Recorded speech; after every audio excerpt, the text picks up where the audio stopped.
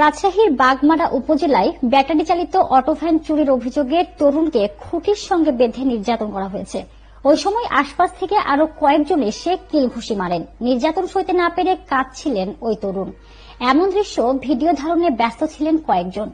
খবর পেয়ে পুলিশ এসে ওই যুবককে উদ্ধার করে। রবিবার দুপুরে উপজেলার ভবানীগঞ্জ বাজারে এই ঘটনা ঘটে। নির্যাতনের শিকার যুবকের নাম ইকবাল হোসেন। তার বাড়ি উপজেলার গোয়ালকান্দি ইউনিয়নের মির্জাপুর গ্রামে। সরকারের দেওয়া ঘরে বসবাস করে সে। স্থানীয় লোকজনের দাবি, ওই তরুণ মাদক সেবী। তিনি লোকজনের কাছ থেকে টাকা চান। তবে এভাবে নির্যাতন করা ঠিক হয়নি।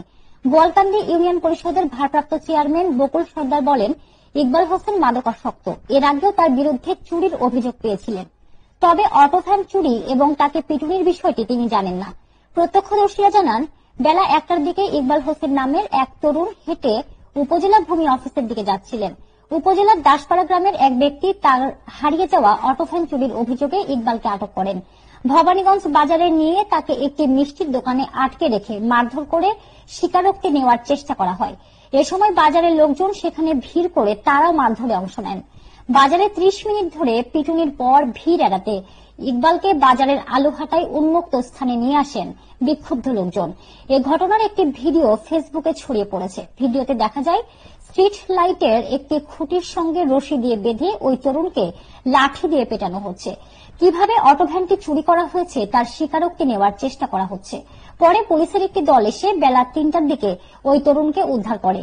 বাগমারা থানার ওসি তৌহিদুল ইসলাম বলেন, চেহারায় মিল থাকায় চোর সন্দেহে ধরে ওই তরুণকে মারধর করেছেন বিক্ষুব্ধ লোকজন। খবর পেয়ে পুলিশ তাকে উদ্ধার করে চিকিৎসার ব্যবস্থা করেছে। দুইটা ভ্যান চুরি করছে, বুঝছেন? দুইটা ভ্যান চুরি করছে। আমি যখন বললাম ওই ভাইকে যে ভাই কি অবস্থা, উনি কান্নাকাটি করে শুরু করে দিচ্ছে এবং উনি সতর্ক দিয়েছে ভ্যান চালাইলে হচ্ছে চলে গেছে তারপরের দিকে। এর আগে তো স্বীকারই করলো, ওই ভাই আমাকে বললো, তাই নিজেই তো স্বীকার করলো যে এর আগে ভ্যান চুরি চালায় নিয়ে গেছে। কার ভ্যান সেটা তো বলতেছে না। ভাই আমি চুরি করে খাই না ভাই। এই সারা দেখা ভাই 75,000 টাকা 70,000 টাকা কোন মানুষের ভ্যান ছিল? কার ভ্যান ছিল ওইটা?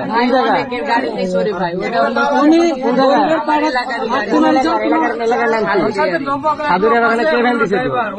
ওর নাম জয়নুল। ভালো হলো গাড়ি চালায় কঠিন স্পিডে লেগেছে, এত স্পিডে লেগেছে গাড়ি বানানো। আরেক ভ্যান